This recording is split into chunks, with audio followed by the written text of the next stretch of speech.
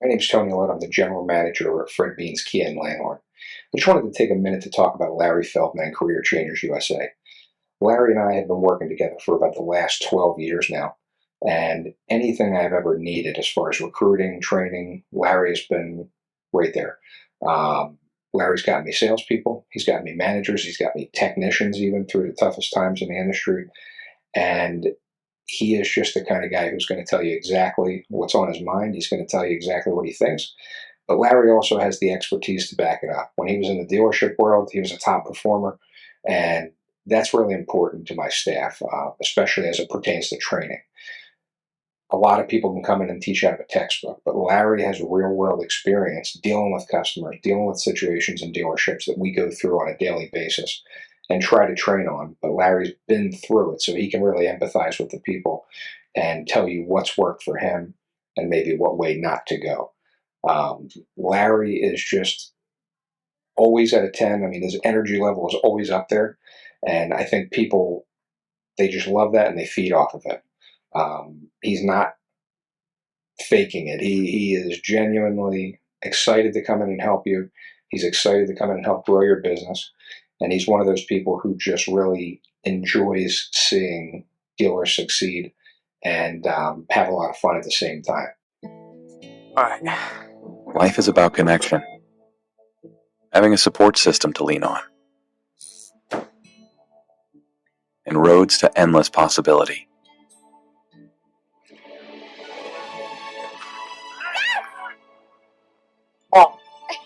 At every turn, guiding the way, we are building the connections that move you.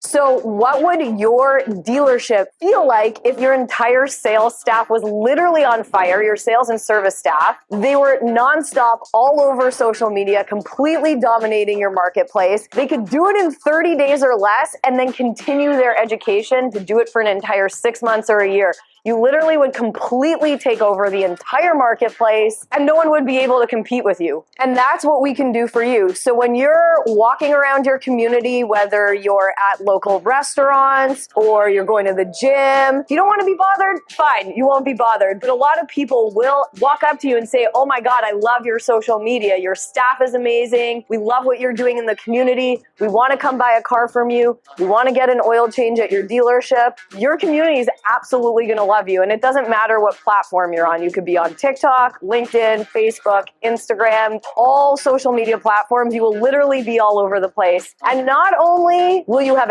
ads running, but your own staff is going to be promoting your brand and promoting themselves within the dealership and within the business. So it's like running an ad times 100-fold because your entire staff is participating in the process. I've traveled all over North America. I've trained Toyota. I've trained Nissan. I've been to driving sales. I've been to Women in Auto. I get hired as a speaker for conferences at universities all over the country. And I can help change the trajectory of your dealership right now. Hey, if you missed us live, you can listen to us wherever you get your podcast. What are we talking about today? Well, when you look at AI these days, especially with NADA this year, there was a lot of interest. Right. We had as I said on the show on Monday, we had a lot of dealers and others talking about AI on different sides.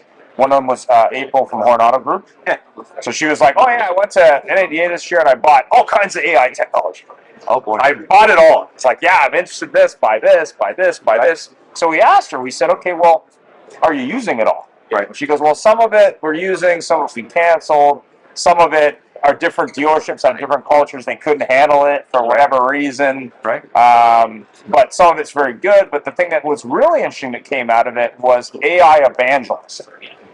So she said, well, in order to maximize the AI in a store, it has to be the right tool for the store. You have to have an evangelist when it breaks that can fix it, kind of like the internet back in the early days. You have to have someone that's, willing to work with it, that's adaptable. But more importantly, it's got to make sense for the other things going on in the dealership. So we also had a lady from CDK Global, name escapes out the top of my head, but she was a data person for CDK. So she was talking about 40 years of data. Right. But the thing that was interesting is the dealer had one point of view. CDK had a different point of view. We had another trainer on had a different point of view. Okay. We even got the AI data person from CDK to smile a little bit when we were talking about AI, which is always a win. Amazing. But I guess the big takeaway was certain things can be automated. They create a better customer experience, but it's got to be something that dealers who may not be as complicated as the rest of us can understand and use consistently. So that was kind of what came from it. But I guess my question, since it's been like 5 months since Well, 3 maybe. Yeah. Okay, maybe my timing's off. Okay, 3 or 4 months. Three, maybe 4. Yeah. So obviously there was lots of AI when I interviewed you last time. Right. What's happened the last 3 or 4 months? And what has your opinion been with the dealers you talk to or the OEMs that you talk to in ABA in terms of what their response is? Yeah. So what's interesting is that lead-in that you just did, you hit on like 4 major topics that are going on right now. So I don't even know where to go, Ian. Like you gave me so many things. All right, first of all, let's talk about technology as a whole and adoption, right? Okay. So April, I believe you said, was talking about how there needed to be an AI evangelist at the store. 100%. We believe that. But if you look at change management of any kind, you have to have that one person that really is they shoulder the burden and they're heading out with it. How does that work specifically with AI? I think that they have to be somebody that is looking forward to the technology and what the technology can bring. One of the things that we're seeing right now is that with the evolution in AI as it's happening, the dealerships that are getting on AI today are getting a 6, 12, 18-month head start to everybody. Because it's not really going to be AI or something else. It's going to be AI or not. Like if you don't use AI in 12, 18 months, you're going to be at a competitive disadvantage. That's not just like talking about us as a product. That's talking about what AI is going to do in automotive. If you talk to Tasso, our CEO, our co-founder, and you look at the vision that he has for what's going to happen in the next 18 months, the next 3 years, the next 5 years as we progress with this AI, it's, I say this AI, but with AI in general, it's incredible because we already have seen it. I just was on, I just did a driving sales webinar, right? Yeah. And in that, I showed them some statistics, and I don't remember what they are. What I have learned about statistics is that 73.8% of all statistics are made up on the spot. So I'm not going to give you any exact statistic, but it just showed that companies that adopted AI in 23 had already seen a 20% net increase in cost and had a 40% increase in productivity. I don't know what the exact stats are. I have to go back and look, but that you get that general idea. Yeah. They're saving money and they're being more productive. Right. What AI does not do is fix bad culture, does not fix bad processes, it does not fix bad implementations, right? But what AI can do is take your average employee, give them tools that they can use to do better in the role that they have. Right. Now, one of the challenges with any technology, AI inclusive, is that it has to be process agnostic. Meaning, if dealership A does business this way, but dealership B does business this way, you can't have a one-size-fits-all. Right. Because, look, the car business is the last great bastion of free enterprise in America. It really, truly is. Yeah. Like, we are entrepreneurs in this industry. Yeah. We have, corporate stores, but even the big corporates, like Lithia, they still let their individual stores operate the way that they want to. Right. So if you just took Lithia store A is going to do business different than Lithia store B, which is going to be different than Lithia store C. So the AI implementation has to be totally customized to each of those individuals, Exactly. so that they can then be successful moving forward. So the AI has to be process agnostic. You do need a change management leader, right? You need that cheerleader, that evangelist that's going to be there to help and be engaged and to get other people excited about it. And the AI has to make their jobs easy. Yeah, 100%. I mean, that's what she was really talking about was I have different needs at different stores, but to your point, if I have a broken process across the board, I'm probably going to start by fixing that and then slowly rolling out. And that's one of the things she was saying. She says store A might be able to use 3 products. Yeah. Store B might only be able to handle 1. Yeah. Maybe eventually number 2. And when you're looking at dealers, you know, some are trailblazers more than others, and some are early adopters more than others. So what do you say to that dealer who says, hey, I love the technology and I have 5 rooftops to pick a random number? Right. You know, this one's our big kahuna store. They got it handled, but I'm not so sure about this store. You know, they're a little bit old school. Don't really get it. I mean, what do you recommend to a group like that? So we actually, in our customer success, we have an implementation model where we start out, this is a level 1 implementation. This is a store that's never used AI, that's not had any experience in anything other than voicemail, right? You understand what I'm saying? Yeah. CDK and voicemail, they got that down, right? Great. So this is what we consider a successful level 1 implementation. Then we move into a level 2 implementation. Then we start to add in some of the AI flair and some of the additional benefits. When we move into level 3, that's where that change manager comes in, because now we've stepped into a place that AI is transforming the way that they do business. Okay? So here at level 1, we replace existing tools. At level 2, we use the AI to broaden the abilities of those existing tools. Right. At level 3, we transform the way they do business. Oh, okay. So when we roll into a store, we kind of know, hey, that's a level 1 implementation to start. And so we set the goals based on that. Here's what we're going to accomplish with the AI in this implementation. Okay. When we have a store that's slightly ahead and they really want to charge more, we go, great, we're going to get you to level 2. Let's see how that goes. Right. Then we can add in level 3. Because you're talking about the process part. If you implement any technology, like I said, AI inclusive, into a process, but don't have that process clearly defined, clearly measured, and clearly managed, you're going to fail. Yeah. Right? The technology just becomes a voting. Oh, yeah. Right? I've had dinner with people from DMSs, and I've asked them, how much of your product do you think the average dealership actually uses? Right? They're paying for 100% of it, right? They probably use 30%. Oh, yeah. We had an interview yesterday with a gentleman who helps dealers, I don't know, fix their CRM DMS, or he's like, oh, by the way, it does all the other things. You're using this, but what about all the stuff on the stage left? And he's like, you'd be shocked how many dealers are, yeah, they enter some data, yeah, the data might be accurate, yeah, they sometimes use it, but consistency is important. It's a huge problem. Yeah. And so when we look at that, what we say is, let's get in there and do this implementation. Let's be successful to level 1. Yeah. Then we can move to a level 2. Right? And so that's that incremental, right? That's that CAN-I, right? Constant never-ending improvement, right? Yeah. How do we keep moving? And so when we reach a level 3 implementation and we have huge success with that dealership and they're really transforming the processes, the improvement comes because our product's not static. Right. And so AI, we talked about this before, but it's growing exponentially. Yeah. Right? It's not doubling in power every 18 months like Moore's Law. It's probably quintupling in power every 6 months. Yeah. And so what that AI can do today, in 6 months from now, it's going to be totally different. Yeah, I mean, that was the other thing that came up on the show was this fear of, that's it coming from my job? Is it Darth Vader? This kind of stuff? Yeah. So one of the, I've talked about this a lot, but I truly believe you have to please yourself. Yeah. I don't want to go in every dealership and sell it and say, hey, we can get rid of 40% of your staff, which is what a lot of AI products are designed to do. I don't want to do that. I want to go in and say, let's empower your people. Let's give them tools that they can use to do their job better, to take better care of your customers, to produce better profitability, to get better net profit, because we're expanding on what they can do individually.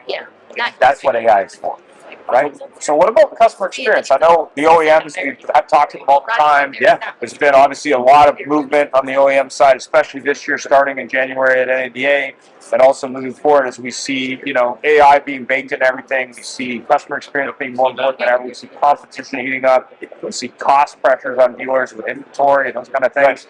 What are the OEMs saying to you guys? Saying, hey, Ford store in Montana has got a problem with CSI. Yep. On the sales side, on the service side, on all sides.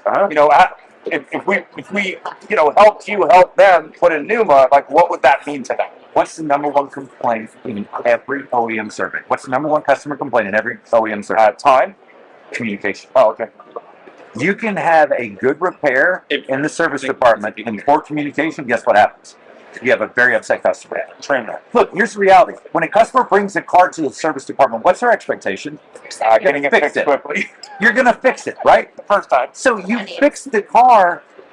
You did not exceed expectations. You just barely met like what they expected to happen, right? Yeah. So when you have bad communication, that is the number one dissatisfier in all OEMs. Every OEM survey, every meta study that we look at with OEMs, it's the exact same. Communication is the number one problem. Yeah. So how can we help improve communication? We just did a huge study on all of our GM. We've worked with GM for a long time. We have a press release coming out this month. I'm going to go ahead and tell you what it says, but we are now turnkey IMR certified. We are also the only provider of a technology solution that's approved for Pinnacle that counts as a contact in the service drive. Wow. So they have to answer the phones at Cadillac stores within 3 ring tree. It doesn't count as a connection. Numa is the only technology that's allowed to count as a connection. Wow. Nothing else does. Well done. So when we look at this, the reason why is because our AI enhances the ability of the employee to communicate with the customers. Cadillac, nationally, Cadillac dealers right now, the average response time on a missed call at a Cadillac dealership is 6 minutes. 6 minutes. If I can get your people to call a customer back in 15 minutes, what do you think happens? Customer satisfaction goes up, so does dollars per RO. Right? That's the reality. So when we look at all of GM, Chevrolet, Buick, GMC, Cadillac, we're running at 13 minutes on average for a missed call. That changes the game. Because not only does Numa facilitate that with our AI, but Numa also anticipates what needs to happen next and creates a workflow for the employee that missed that call. But what about that market where you're in one Cadillac dealer and you're not another one? What does that mean for the one that didn't choose you? I don't know. Oh, okay. They're, like I said, Are they sorry about well, now everybody's going to be on AI, and the people that adopt today, bake it into their processes, are going to have that much of a head start. So if I own a Cadillac store and a Chevrolet store, maybe multiple Cadillac Chevrolet stores, is there like a different way Numa would work, say, with a Cadillac customer versus a Chevrolet? It's customized to every single game. So if I was, let's just say, and not to play devil advocates here, but let's just say I had a Toyota Lexus franchise, and I also owned a Hyundai Genesis franchise. Absolutely. So that experience, say, at Lexus is going to be different than, say, at Genesis is going to be different than a Hyundai, and different than a Toyota. Not only that, but we can use different voices. We can do different Japanese inflection. Well, we could if we wanted to, but our preference is let's stick with English. That's the dominant language right now. But we could do male, female. Right? We can do customizing of the voices to match the experience that they're trying to deliver. Right. That's the key. Is that every single engagement has to be customized to match your clientele. Right. So that's what we do. So in terms of the future, when you're looking at different brands, you're looking at automotive in general, you're looking at new entrants like VinFast, maybe BYD, who knows, others, existing like Tesla and Lucid and others, are you feeling that the wave of change is happening as fast as you'd like, or you'd want it to accelerate? I don't know. I think it's a good question.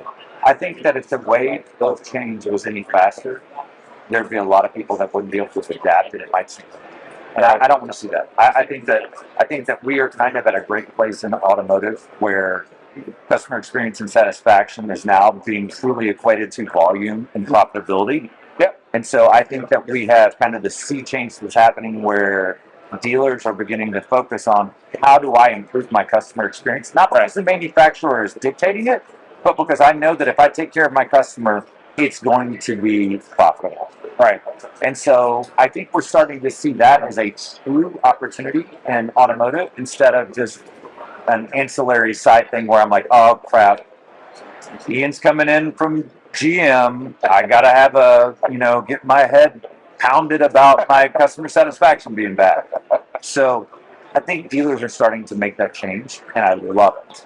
And I think it's amazing, and I think that it's absolutely one of the most important things that's happened in the last 20 years in automotive. So I see that as good.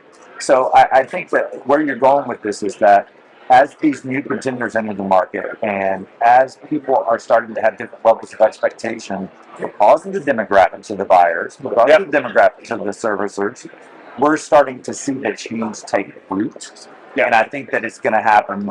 I really think that we're going to see full adoption of customer experience, quote unquote, customer satisfaction, and AI empowered associates within the next 12 to 18 months. I think that those things are going to go hand in hand. So it's interesting you brought up demographics, and I was referencing a study that I had the opportunity to read, I think last week, and they were talking about generations. So they had millennials, older millennials, younger millennials, Gen Z, not alpha yet, and everything else. Yeah. And I guess my question would be, obviously attention span isn't growing, but when you look at that, say, greatest generation, the baby boomers, the Gen X, which is my generation, millennials, and Gen Z, is there a different way that Numa would interact with those generations based on attention span, or is it so interesting? You know what's funny? We there's a town in Florida called the Villages. Okay, yeah, familiar. Retirement community, predominantly 65 and up demographic. The amount of text to phone calls from our dealerships that service the Villages is almost 90 to 10. Wow. They want to text. They don't hear as well, possibly. Yeah. They might misunderstand something on the phone. They get frustrated more easily. Yeah. But when they can text, they are completely comfortable doing that. I had a dealer tell me, he's like, there's no way my client's aging. There's no way my demographic, they're not going to do it. I'm like, here's a case study. Let's take a look at what's happening. They're different, right? Different customers. Yes. Yeah, well, all customers are different, right? That's every market's different. Yeah. But we do see that the reasons that people engage are different, but the engagement tends to stay fairly similar. Interesting. I worked with a dealer years ago, and they were in a retirement kind of area, and they always used to say to me, listen, our customers are different from the urban customer. Not like, okay, they still drive cars, right? Yeah. They still fix cars, right? Yeah. Okay. They still service cars, right? Yeah, they do. Still buy stuff. They might have more money to buy stuff, I don't know, but, you know, it was interesting because when you look at brand-to-brand centric, you look at demographics, you look at, actually, there's a company here at Numa.Ai. I met a recruiter out of Colombia who's recruiting creative people who speak Spanish, right, that were remote. There's a company here at the show this time, which is really interesting. So they recruit just Spanish speakers for car dealers to be Spanish-speaking teams in the stores that may or may not know they have a Spanish-speaking customer base. Right. Some of them aren't even aware of it. Right. So I thought that was interesting, but more importantly, when you look at it, even if Spanish is a de facto language, they probably still speak some English.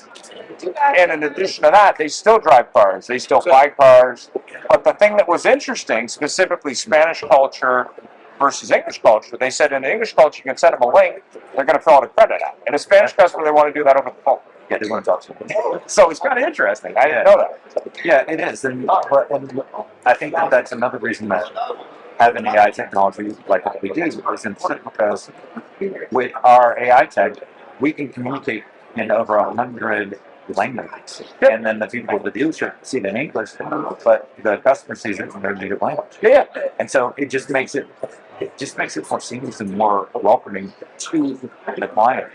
So, being able to text with somebody in your native language. We got a dealership in the Atlanta Metro. They got 16 different languages that are spoken in their tourist drives. Yeah. Right? 16,000. By their employees. Okay. We've probably seen over 20 different languages have been back and forth inside of New York. Yeah. So we want to meet the customer where they're at and we want to make it easy for them. And you're correct. Each of the different demographics have different cultural takes in the way that they approach things, and we just have to be there and be aware and work with them. right? Yeah, absolutely. So how do you deal with dealers that are saying, "Hey, my staff is afraid," or my staff is worried that you're going to put like in one of those automated checkout systems or something to that effect? Not that those are already in their dealers. Level 1, level 2, level 3. We're going to go into that dealer and say, here's what we're going to do. Yeah. We're going to replace X, Y, and Z that you're already doing with a slightly more improved product, a slightly more improved user experience, a slightly improved customer experience. And let us do this level 1 implementation. Let's get it knocked out with your people. Prove to them there's nothing to be afraid of. Then we'll get to level 2. Fantastic. And that's the way we launch it. And that's the way we do it. And that's the other reason why I keep saying a one-size-fits-all philosophy in technology is doomed to fail. Because we are entrepreneurs at heart, and we are going to do things differently in my store than you're going to do at your store. Yeah. And we have to make sure that the customization happens and the dealership employees are taken care of. Well, thanks for taking the time, as always. Pleasure. And if you're at ASOTU, definitely check out Numa. If you haven't seen the video that we put up at NADA, that was also very, very well done. Interesting booth too, and we talked about stuff. Obviously, AI keeps moving forward, as you said. And it's awesome. Yeah, it's awesome. All right. Thank you. Thank you. Hey, if you missed us live, you can listen to us wherever you get your podcast.